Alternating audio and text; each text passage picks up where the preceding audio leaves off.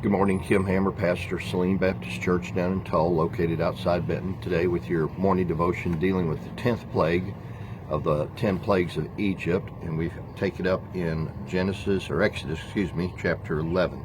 And this is the plague of the death of the firstborn, but only of the Egyptians. We don't have it written in God's word, but if the Israelites had not posted blood above their door, they had received warning also that the death angel would visit them. So we find that the death angel was going to come through, and as a result, to protect the Israelites, they were required to take a lamb or goat that was pure without blemish, and to sacrifice it and to apply the blood on the side of the doorpost and above the doorpost. And that way, when the death angel came through that night and it saw the blood, it would pass over them.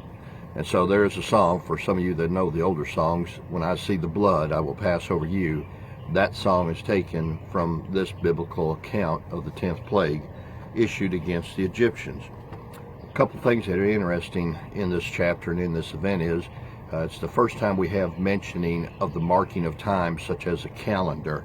It's told in this chapter that this is the event of which the Israelites were to begin to mark the calendar with the first month. Something else that's interesting is it seems as though all the other plagues came pretty rapidly, one after the other, but this one, there was a delay, what seems like maybe up to 14 days between the time that the plague was told to Pharaoh and it actually occurred. And during that time, we find that Moses gave the Israelites instruction to make preparation for the Passover with regards to how to kill the lamb without blemish, or the goat without blemish, and how to prepare it, and the time for which we were to prepare it. They even went so far as to say how they were supposed to dress, as though they were going to, we would say today, eat on the run. And that was because when they were celebrating the feast, if the Passover came during that time, or if the death angel came during that time to take the firstborn, then the Israelites needed to be ready to go expeditiously. So the other thing was interesting is when it came to the preparation of the bread, they told them not to put the yeast in it. Later we read in the chapter, we understand why. It's because it was kind of like preparatory time for them to get things ready so that when they left, they'd be leaving in a hurry, but on the journey they would have something that they could eat or they could fix in fast fashion.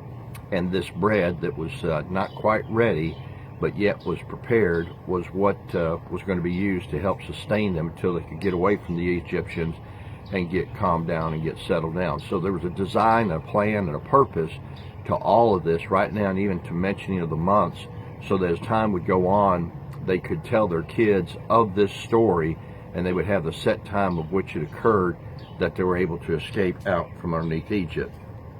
So we find it says specifically on the 10th day, they would pick out the sheep or to the goat, and it was to be without blemish. On the 14th day at twilight, they were to slaughter the sacrifice and make ready for the preparation. It gives very specific instructions as to how they were to cook that lamb or to cook that goat, and if whatever was not eaten was supposed to be burned up, was supposed to be destroyed, symbolic of they weren't going to leave anything behind in Egypt.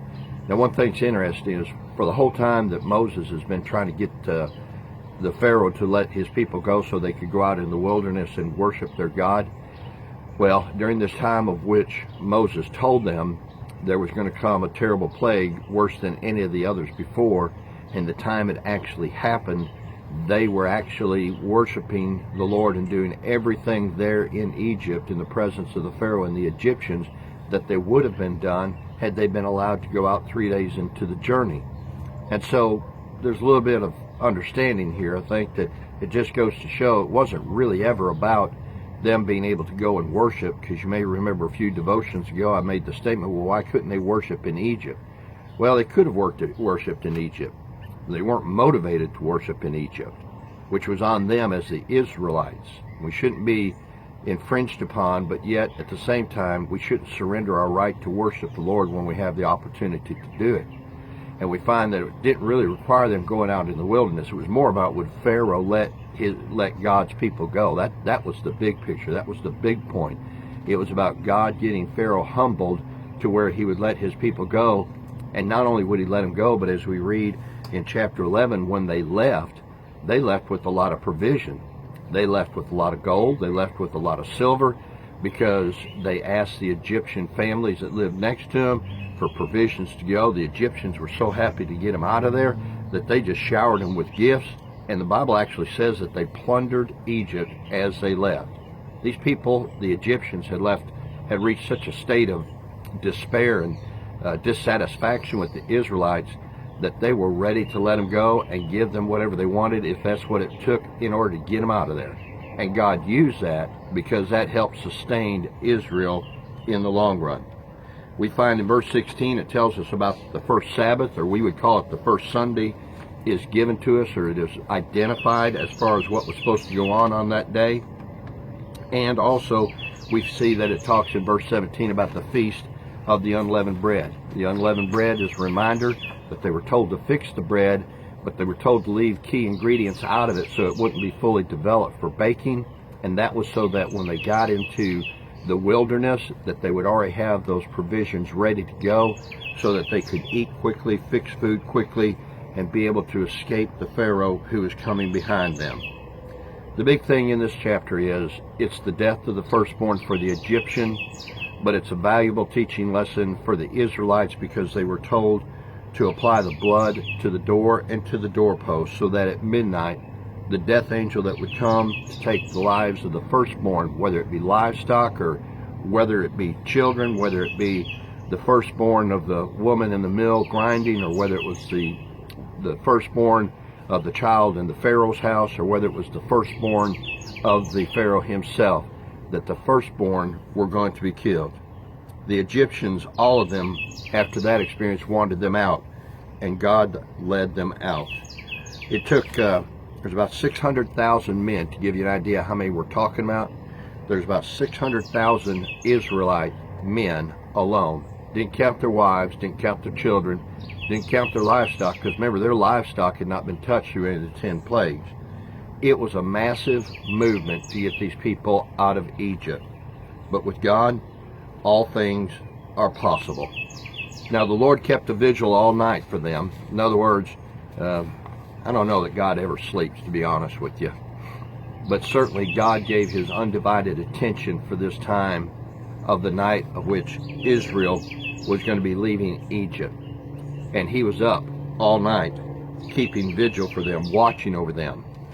And in part of recognition of that, it says that the people the next day kept a vigil for the Lord, because they were appreciative and they were living history. Think about it.